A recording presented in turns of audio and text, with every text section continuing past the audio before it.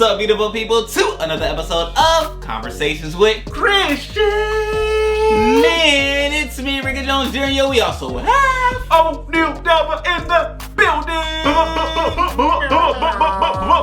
We are here for another episode, podcast episode to be exact. Yes. And if you are watching on YouTube, if you would, click that subscribe button so that you can be aware, attuned, and a part of us as we make this endeavor to help you grow, start, launch, and be all that you were created and designed to be. That's what we're here for. Give you various tips, ideas, tricks, and thoughts to help you to propel into the life that you were born and created to be in. So I'm excited about today's episode because this is like one of my favorite topics, which I have a lot of favorite topics. So maybe not know, but nonetheless, this is like one of my favorite topics, which is the mind. Yes, like so much so that man, I started like reading on it. I started paying attention to it more. You know how you already on TikTok?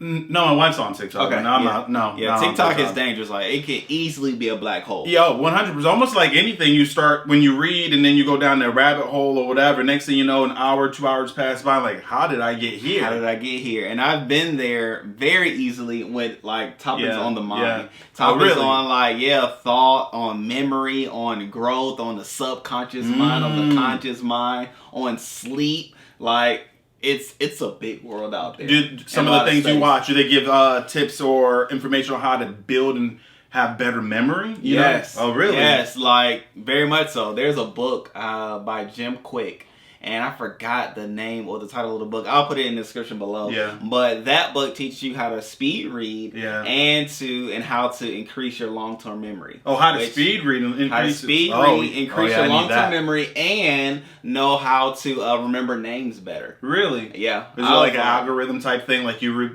associate, bucket hat, Ricky. Yes, yeah. Oh, it's bucket. Okay. You associate with like feelings. That's like the main thing. Okay. Feelings, because we remember things based off of the feeling that we had during that time, right? So we can remember joyous moments, we can remember painful moments more than we can remember just like, what I ate yesterday. Unless it was horrible. If it was horrible, you're going to remember it. Yeah. Okay. No, that makes sense. I mean, But the book is amazing. Wow. And then even to your point of like long-term memory, I started, it's not even on topic, but it is on topic. Yeah. But it's not what we're going to talk about. Yeah. But it's all even like realizing mushrooms. Like, I don't even know if you know the power of mushrooms. So it helps with your long-term memory? There are mushrooms for that. It's called lion's mane mushroom, which, we know a lot about psychedelic mushrooms. Like, that's what we think about. People get trippy, get the cow patty mushroom.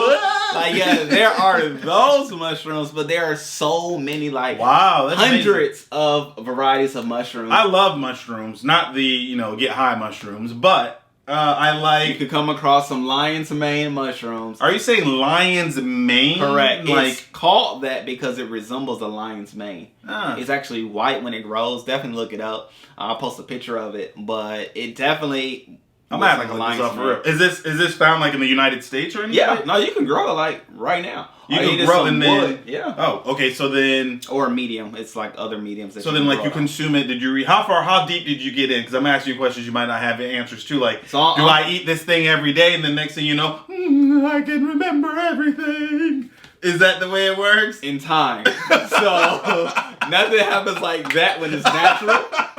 Only synthetic things happen instantly, right? Natural things take time, and that's a lesson on life, ladies and gentlemen. Anything that is natural will take over time. I love it. But lion's mane, if you do consume it, right, you don't have to necessarily eat it. I take it in a pill form, actually. Oh, you do now? I do. I've been doing it for probably about 3 weeks now. And so, there's companies that sell it in various ways. So it's in a capsule form. Okay. And so what it does, it helps with concentration, long-term memory, short-term memory. Okay. And more than anything, it makes sure that those cells in your brain don't die off. Really? Okay. So that's what happens. 3 weeks. Okay. So what shirt was I wearing 3 weeks ago? I had no feelings attached to it. There are no feelings attached to that. But I could definitely say, like, my memory has improved and my concentration has improved. Oh, really? Very much so. Yeah. Very much That's so. actually not bad because I know, again, we're not 100% on topic, but we are on topic. But for the concentration piece, I could definitely use that because I'll admit, like, for the past few years, I feel like I'm all over the place. Gotcha. Because, you know, there's so much that's happening, right? And it's like, okay, I'll spend a second or a couple minutes on this, and the next thing you know, I'm distracted and I'm over here doing something completely different from what I had originally intended, right? Yeah. Or what I was doing 5 minutes ago. But to be able to concentrate, maybe, to get this thing locked in and do this now, and then, all right, done. I'm done with this. Now let's concentrate on this, and so on and so forth. Mm-hmm. But, yeah, I might have to look into that. You should. Lion's mane. And the drug of choice, like coming up in college and even high school, I don't know if you know about it, was Adderall.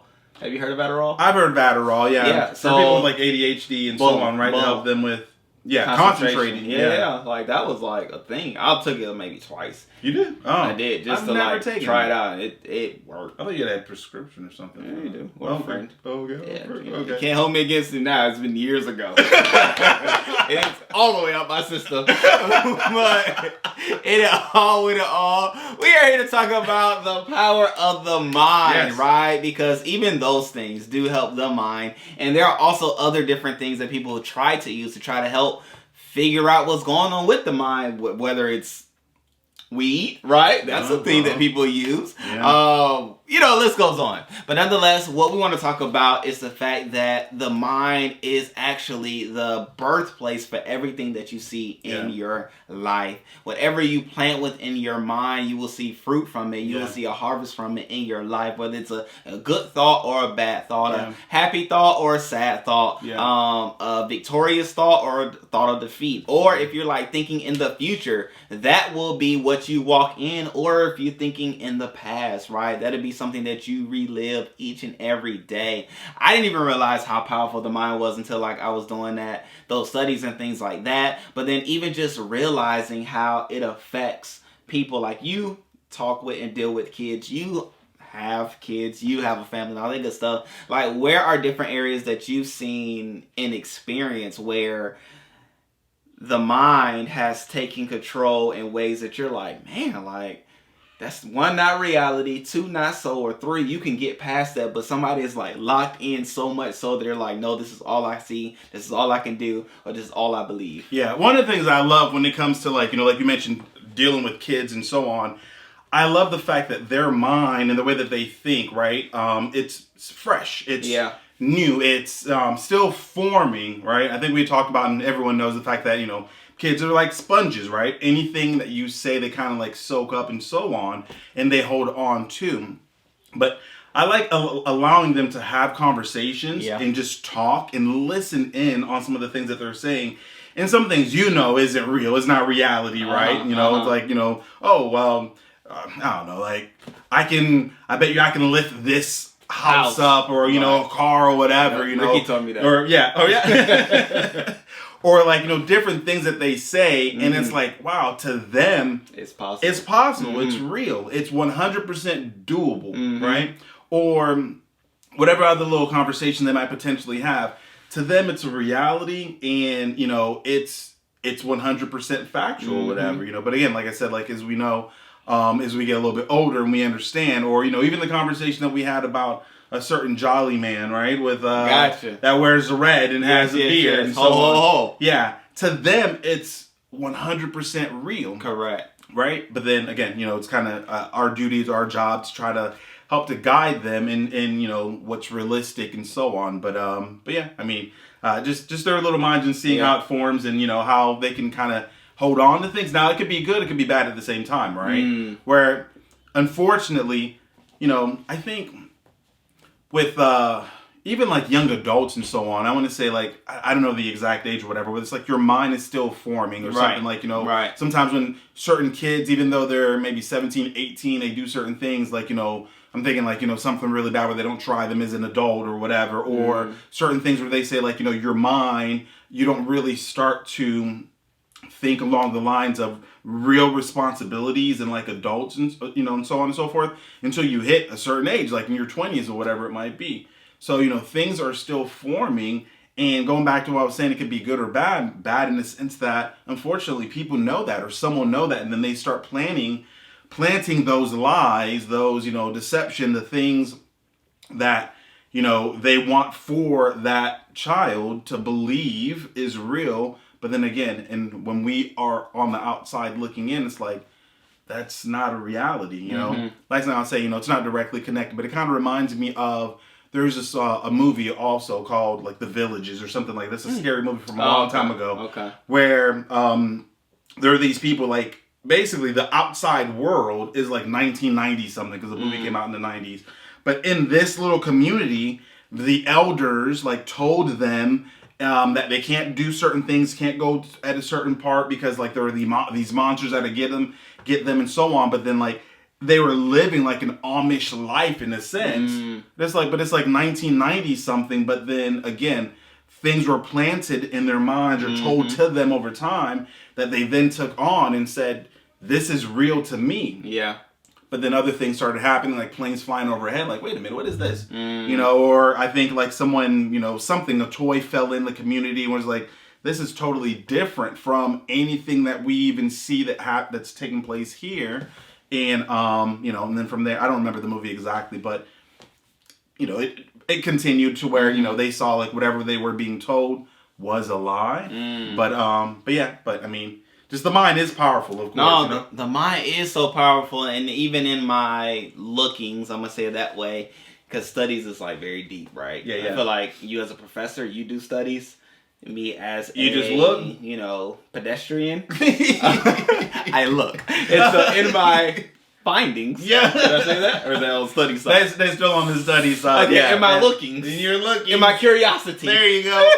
In my curiosities, I come to find out that like there's actually a difference between the conscious mind and the subconscious mind. So, long story short, the conscious mind is the mind that we operate with when we're aware. Like when we're looking around, we absorb things, we see things, we observe things, and we rationalize them based off of the brain and our intellect and all that and experiences and things. But then there's also a subconscious mind that is a mind that's taking place on the back end that we don't really have control over, right? It's something that technically, right? So you may be wondering, like, what is this? Where are you going with this? Well, all this is saying the subconscious mind will only receive what your mind tells it. So that's why we even talked about affirmations and journaling and talking to yourself and things like that before, because that was like a prelude to today, because those things that you say through your affirmations, your confirmations, your confessions and things like that, that's what you're telling yourself, and out of what you tell yourself, which will be stored in your subconscious mind, it will then be the reality that you live in.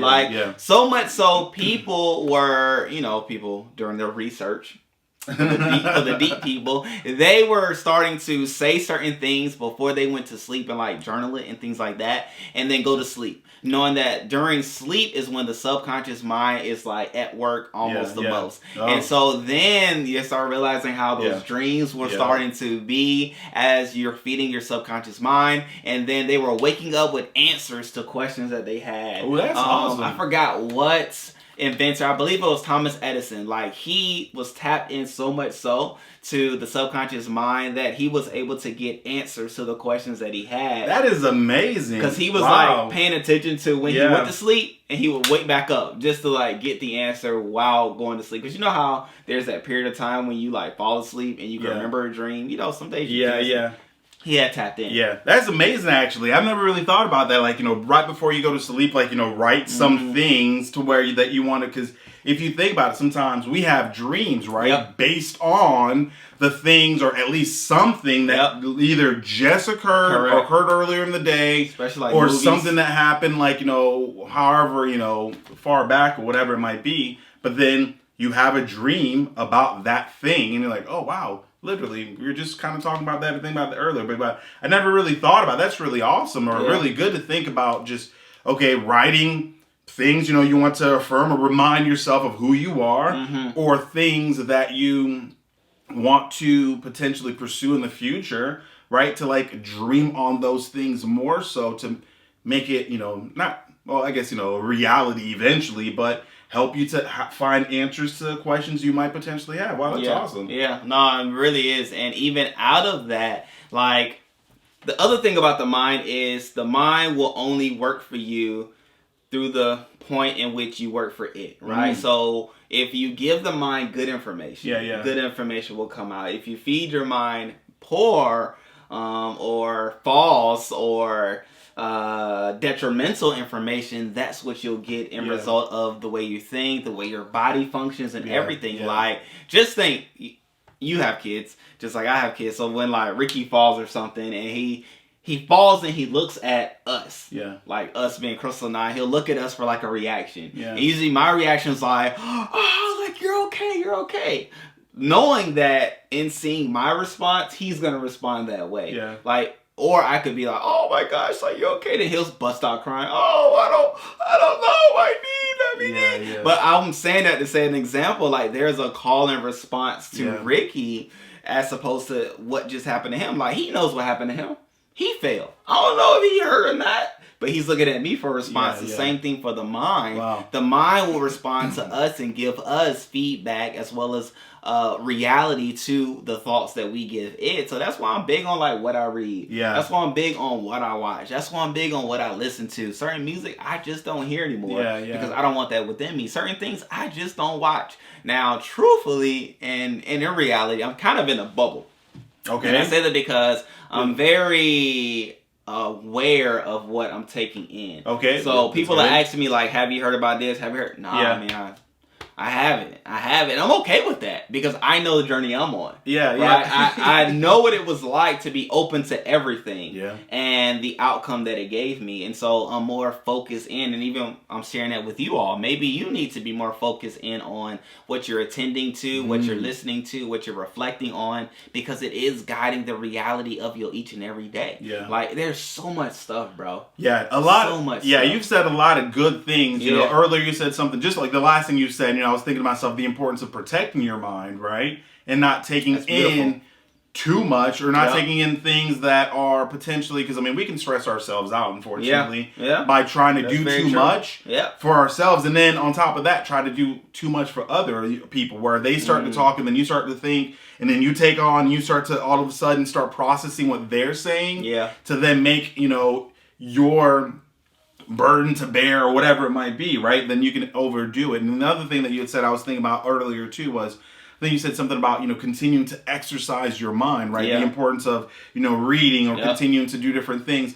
I was having a conversation with someone, I can't remember who, I think it was during the time when I was volunteering at one of these organizations here in Tampa, and the conversation was about how some people live long lives, right? Like you hear, you know, like in the not high hundreds, but like 110, 115 or something, like, wow, these people are living like, you know, very, you know, good, full, long life. And I think the person I was speaking with, he had said something about an interview or someone with an elderly lady who is somewhere in one of the Asian countries, and she was like 115 or something. I'm like, wow, what is it that you do for you to continue to just, you know, thrive and, you know, move every day? It's like, I'm active every day, you know, I read, and in addition to the, you know, mental stimulation, you know, they work also, you know, they don't necessarily have like a retirement age of 65. All right, I'm done. I'm, you know, hanging it up and watch just TV. gonna go ahead and watch TV and just do absolutely nothing. No, it's important for us to stay active, you know, not just physically, but, you know,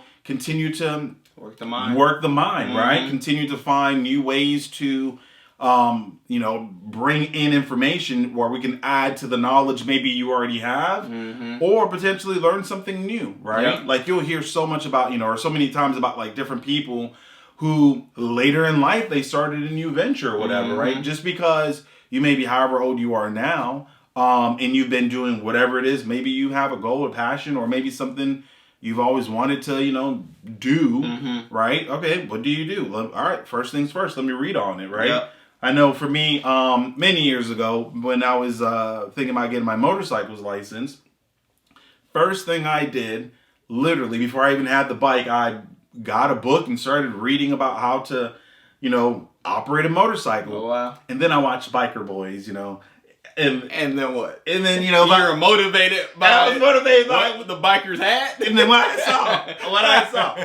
First I read, and then I watched. Oh, I remember Biker Boys, bro. Wow. And I was like, oh man, that's what's up. Anyway, I like the bikes and stuff. But anyway, so then I was like, but what I was trying to get at, of course, you know, just the importance of not just allowing someone to just give you and feed you information, boom, but going out and seeking it and finding it yourself, right? Boom. So that you can then say, I know this to be true because either I've experienced it or I read multiple whatever books to back what I'm saying, right? That helps to support my understanding of whatever that thing is. Yeah. So I mean, no, I love that because you unlocked the next key, which is exercising the mind. I didn't say it; you said it. Which is great look at that. You did, because it's so very true and necessary for us to do just that thing, and even to like checking your sources. Like that's even a thing in school when you're submitting a paper. You can't just submit a paper with your own thoughts. Yeah, it's asks of you to give other thoughts of other people and then cite your sources. And even biblically, when Paul was teaching, right, the Bible lets us know that Paul followers even researched the word, read the word as to what Paul said. So they weren't just hearing what Paul was saying. It was like, okay, this is so, which is what a lot of people do. Yeah. And I would say, as a rule of thumb, if you don't have experience with a thing and you're just hearing about a thing, go fact check that thing for yourself before you internalize it as truth. Oh, yes. Like when you hear something, even all of this that we're talking about, go fact check it for yourself, because there are so many self-proclaimed gurus and professionals and experts in areas and things like that. No knock to them. Hey, they have a market and people follow them. But I'm saying that to say, check the source, right? Don't just receive what people say. Don't just receive the loudest voice, but know it for yourself. And that's exercising the mind. That is something that people can do at any age, but even too, like I remember in high school, I was doing like Sudoku. I don't know if you remember Sudoku? You ever do that? Sudoku, is that the one with like the numbers? Numbers? Right, and you had it from 0 to 9. Okay. And you had to do it 0 to 9 vertically and horizontally. Some of those games are confusing to me, but okay, but you played that in high school. Okay. I love that game. Really? And it was always like, how fast could I do it? Oh, wow. But I love numbers, right? So that was even a part of that play. But I say that to say, to your point, like, there are word searches and things like that. There's Scrabble. There's so many different games that no matter what age you are, you can find something to exercise your mind. Read something new. Learn something new. Experience something new. And so that you'll continue to work the mind in a way that you won't be taken advantage of. That you'll be able to have extraordinary thoughts that can lead to breakthroughs. Because I strongly believe, right, this is my belief, that everything we need on earth is in the earth. And I say that to say, like, it's a person, right? A person has a thought that could lead to a breakthrough of a thing that's usable, that is here on earth, that could allow for that to take place. And there's no reason why, which, you know, I'm not going to be a conspiracy theorist, but I believe, like, there's a cure for AIDS already. I believe there's a cure for cancer already. I believe there's a cure for HIV. I believe there's a cure for everything. It's already in this earth, and I believe somebody have already figured it out. For whatever reason, it's not available to everybody. However, I'm saying that to say, there's nothing that is taking place on this earth, in this world, that either you, myself, or the person to your left or your right did not have the answer for. Like, they have it. That's true, bro. If you think about, I mean, God has given us everything that we need, right?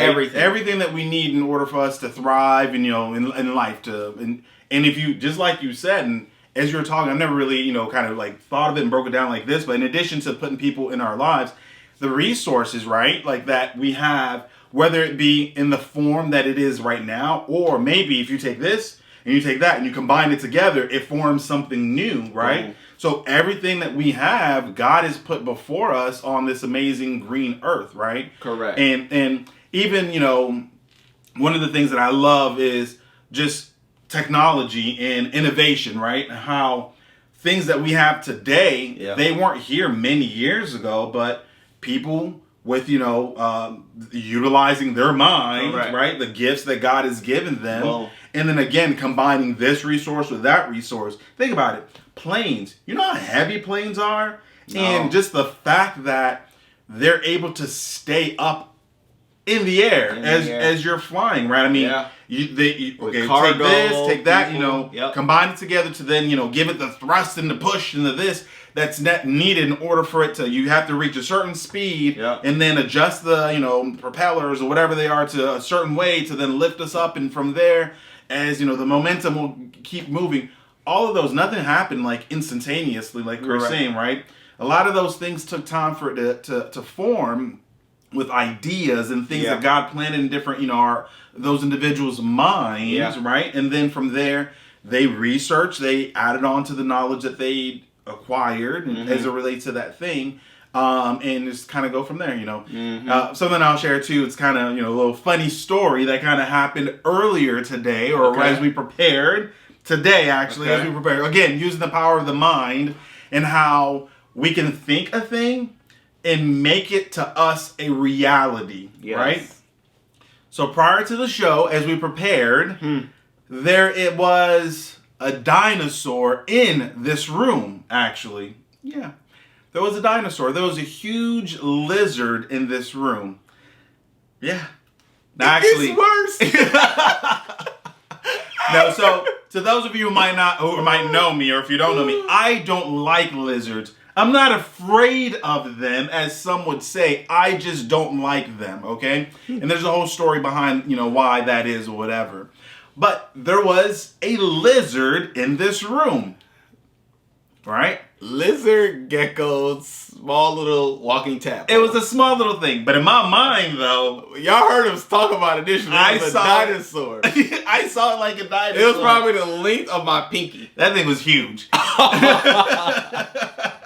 So to me, in my mind, so Ricky, right? So prior to the show, I looked and I see this lizard, and I said, Ricky, there's a lizard in here. All right. I calmly got up out of my seat. He did. I give him that. Okay. I got up out of the seat and walked away, and then I told him to take care of it.